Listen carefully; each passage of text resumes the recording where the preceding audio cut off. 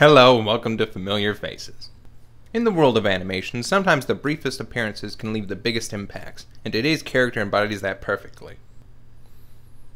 That's right, it's Freakezette from Freakazoid. However, I will admit that this is the first curveball I've thrown you people, because she never actually appeared in the series. Well, barely never. Let's back up a bit, because you can't tell the story of Freakezette without telling the story of Freakazoid. No, not that story. This one. During the 90s, Steven Spielberg produced a slew of animated series. Fresh off the success of Animaniacs' spin-off Pinky and the Brain, Stevie got a wild hair up his ass one day and said, "I want to make a superhero show."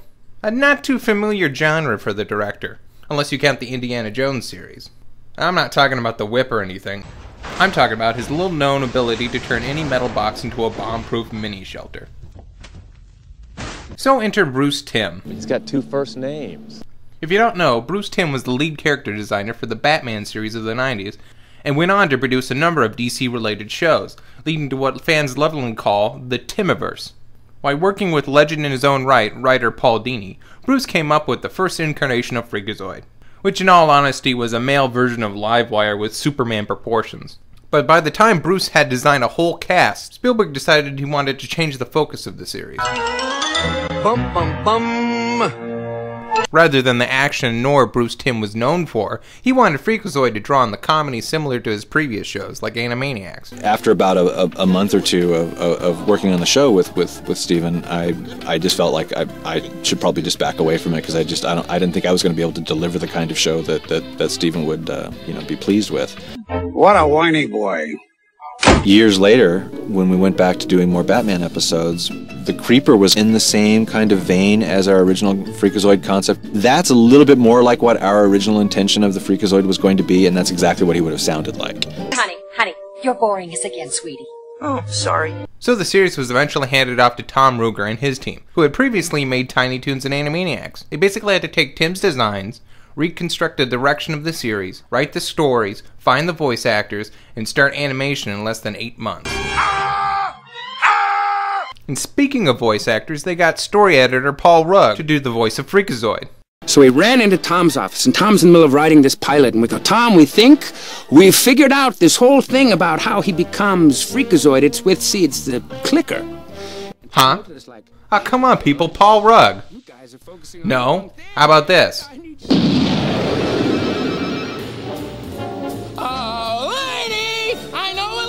With high heel shoes and socks and pantyhose, a pretty lady! That's right, it's the not Jerry Lewis guy.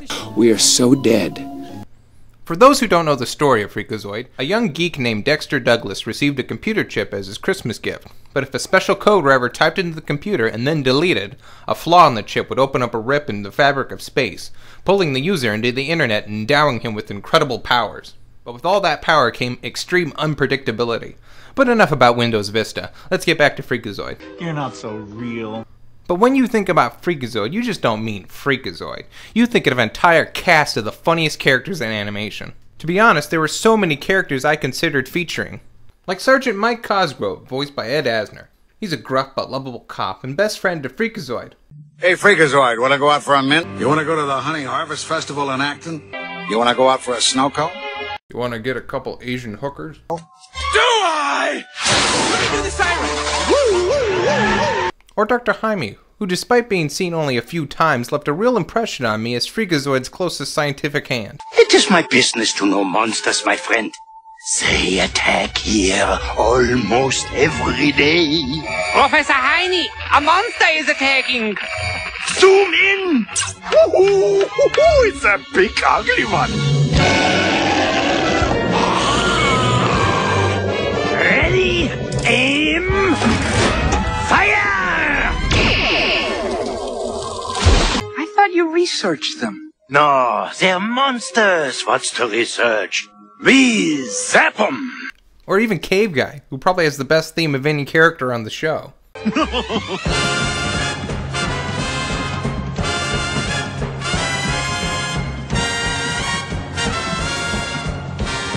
It's primal, yet bohemian. You're so kind. Freakazoid also featured the late Ricardo Montalban as the villain Gutierrez. round the moons of Snibia, I chuckle at thee. Beyond the Corpian clouds, I chuckle more at thee. Revenge is a dish best served with pinto beans and muffins. Kirk, old friend, Oh, sorry. Goodbye. But in the end, I had to go with the most obscure character I could think of, and with a total screen time of 4 seconds, that would be Freakezette. You see, the pilot episode of Freakazoid featured an Animaniacs parody. It was meant to introduce us to all the characters in the series, and they would all appear later down the line except for Freakezette. But that's okay, we just see her for a second. Standing alone, atop a rock formation bearing her own name, whilst Yakko, Wacko, and Dot sing her praises. Now where in the world would we get an idea we'd be seeing her again? Aye, that's what I told them, but no!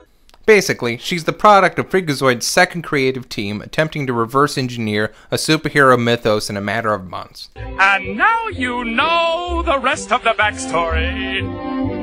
Good day! Well, apparently she appeared just long enough for there to be some speculation about who she was. The consensus was she was a character named Steph, because she's the main female protagonist of the show, who actually learns that Dexter is Freakazoid.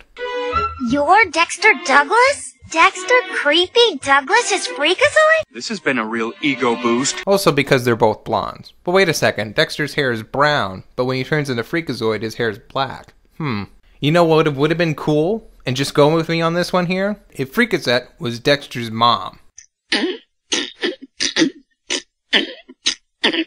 No, I'm serious. That would totally blindsided people. And she wouldn't know about it, you know? Like a split personality. You really have no life, do you? No, sir! But besides all that, the series was great. It was clever, endearing, and inventive. I think that's due to the time restraint during the production. It's the closest thing you can have to improv in animation. In fact, most of the dialogue from Dance of Doom was improv by Rugg. My lady in the dress with the skirt. See, I don't know what the hell that was. But I can think of a couple things they could have done to make it better. Number one was to find some sort of consensus with Bruce Timm. I like the wacky balls to the wall, anything goes Freakazoid, but I can't help but wonder how things would have turned out if they went in Timm's direction. And that really seems to be a failing on both parties. Bruce Timm is a commercial artist, and Spielberg, who should have been more diplomatic. Born out of the greatest advancement of our time and guided by two creative giants, I feel that Freakazoid could have been the defining superhero of our generation. Instead, we got this. No! Take it away! Take it away! It burns! Oh, come on, you scream like a girl. Second, Animaniacs was still running. They could have bought themselves a whole nother year of production by introducing some Freakazoid shorts in that show, and then later releasing it as another spin-off, like they did with Pinky and the Brain. Number 3, don't tease us. If you're gonna have Freakezette in the show, then put her in. I have heard that there was a 3rd season Freakazoid script on the internet at one point that indeed revealed that Steph was Freakezette, but I tried looking for it and couldn't find it, so I can neither confirm nor deny its existence. What, you think I'm fibbing? I'm a fibby boy? I heard it somewhere. But there's no use going on and on about a person that doesn't exist. Well, more than usual. She's a super freak, she's super freaking now. Everybody sing. Super freak. You spend far too much time with your computer. It's not healthy. It's my life. That's so very, very sad.